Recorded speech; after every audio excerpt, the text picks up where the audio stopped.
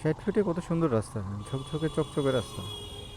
কিন্তু সমস্যা হচ্ছে কি, কয়েকদিন পরে মানে ওয়াসার লোকজন, রেস্কোর লোকজন, এই লোক সেই লোক, এরা কি করবে, রাস্তার পুরো পাইন মেরে দিবে, মানে এসে খোঁড়াখুড়ি শুরু করে দেবে।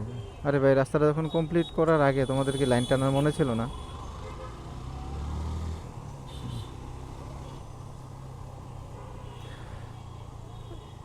এখন এরা এসে এটা খোঁড়াখুড়ি না করলেই হয়। খোঁড়াখুড়ি না করলে মোটামুটি লং টাইম একটা সার্ভিস রাস্তাটা দিবে। আর যদি খোঁড়াখুড়ি শুরু করে দেয়, দেখা হলে যে একপাশে ওয়াশার যদি খোঁড়াখুড়ি শুরু করে, আবার কয়েকদিন পরে ডেস্কও করবে। মানে এইভাবে প্রত্যেকটা কোম্পানি বা যারা এই মাটির নিচ দিয়ে লাইন টেন করবে, এরা একটার পরে একটা খোঁড়াখুড়ি করে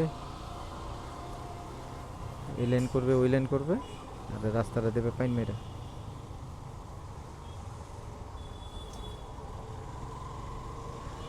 খোঁড়াখুড়ির আগ পর্যন্ত রাস্তা যতদিন থাকে শান্তিতে চলাফেরা করা যাবে।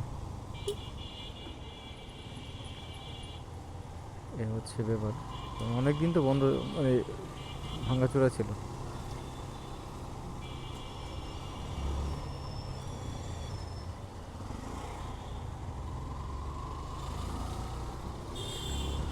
সাইড ফিটের চেহারাটা চেঞ্জ হয়ে গেছে, কি যে ভাঙাচোরা রাস্তা ছিল, এখন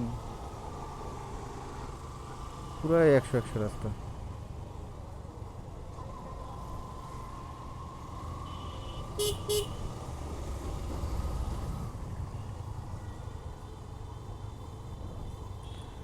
সাইড ফিট এমন একটা জায়গা, এখানে মোটরসাইকেল রিলেটেড যা আছে, মানে বাইকের যত শোরুম আছে, যতগুলো ব্র্যান্ড আছে, সবগুলো ব্র্যান্ডের শোরুম এখন সাইড ফিটে আছে।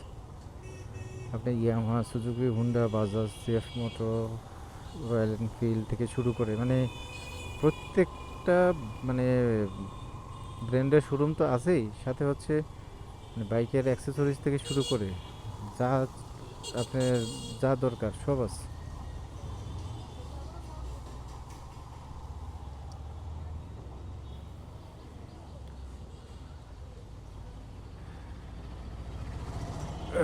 আমার শোরুমে ঢুকে অনেকদিন পরে যেহেতু আসছি, শোরুমে ঘুরে আসি।